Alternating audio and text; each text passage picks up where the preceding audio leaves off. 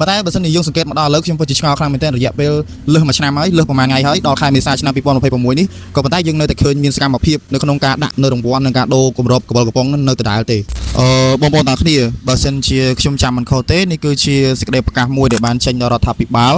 ចេញដោយទីស្តីការគណៈរដ្ឋមន្ត្រីតែម្ដងកាលពីថ្ងៃទី24ខែមេសាឆ្នាំ2025កន្លងទៅដោយបានតម្រូវឲ្យក្រុមហ៊ុនស្រាបៀរទាំងអស់នៅក្នុងប្រទេសកម្ពុជារបស់យើងហ្នឹងក៏ដូចជាក្រុមហ៊ុនភេសជ្ជៈបើកម្លាំងអីជាដើមហ្នឹងគឺត្រូវតែបញ្ឈប់មិនឲ្យមានការបដូរ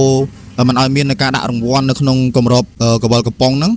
មិនឲ្យមានទៀតទេប៉ុន្តែក្នុងសេចក្តីប្រកាសនោះគឺរដ្ឋាភិបាលកម្ពុជារបស់យើងមិនមែនប្រកាសឲ្យអនុវត្តចេញភ្លាមទេគឺគាត់ទុករយៈពេល6ខែទៅ1ឆ្នាំនៅក្នុងការឲ្យក្រុមហ៊ុនត្រៀមខ្លួនក៏ដូចជាការ clear stock ចាស់ប៉ុន្តែបើសិនជាយើងសង្កេតមកដល់ឥឡូវខ្ញុំពិតជាឆ្ងល់ខ្លាំងមែនទែនរយៈពេល